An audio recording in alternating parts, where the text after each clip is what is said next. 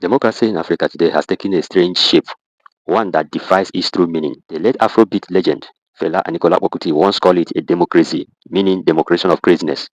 And looking around the continent today, it is hard to disagree. What we see being practiced in many African countries is far from democracy. It is more like a democratic dictatorship, a system where elections are held but the will of the people is ignored, where leaders cling to power endlessly and where the ordinary citizens suffer in silence. How do we describe a kind of democracy where fundamental human rights are not guaranteed? In many African nations, people cannot freely express their opinion without fear of harassment or arrest.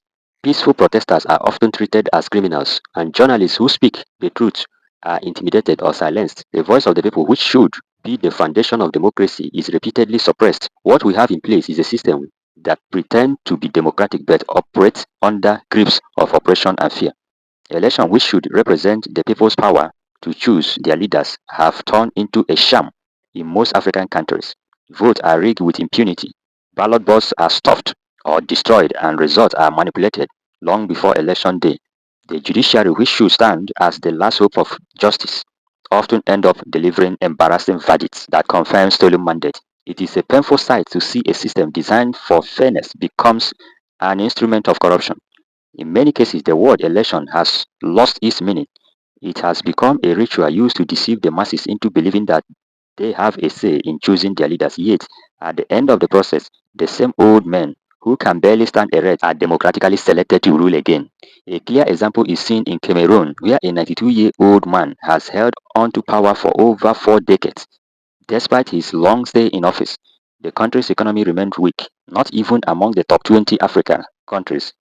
Education, healthcare, agriculture, infrastructure, human capital development are all in poor condition. What then could make the people continue to accept such a leader?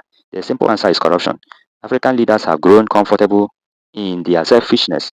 Many of them do not care about the people they lead. Their main ambition is to sit in power until their dying breath. If it were possible, they would take power with them to their grave. They travel regularly to Western countries for Medicare, but refuse to fix the collapsing healthcare system in their own countries. They send their children to study abroad but allow public schools at home to rot away. They see the West as their safe haven, while their own nation crumble under insecurity, poverty, and neglect. The painful thing is that democracy has never truly worked in Africa. What we call democracy is mostly a disguise for dictatorship.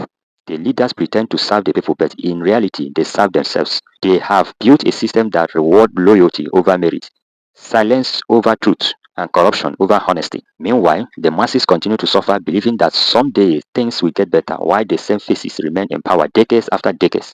If we must tell ourselves the truth, Africa needs a rebirth. It is time for ordinary people, the real owners of the land, to rise and demand their rights. It is time to stop praising those who oppress us. It is time to stop worshipping our taskmasters and start questioning their actions. The future of Africa cannot depend on men who sees leadership as a personal property. It must depend on the strength and courage of its people, the farmers, the workers, the youth, the mothers, and every citizen who dreams of a better tomorrow. The change we seek will not come from corrupt politicians. It will come from the awakening of the people. The moment Africans realize that they deserve better, that their vote and voice matters, that their leaders are meant to serve and not to rule, that will be the beginning of true democracy. Until then, we continue to live under illusion of freedom while being chained by the same system that claims to liberate us. May Africa rise again, strong, free, and united. May the people wake up from the long sleep of silence and reclaim the dignity and destiny that truly belongs to them.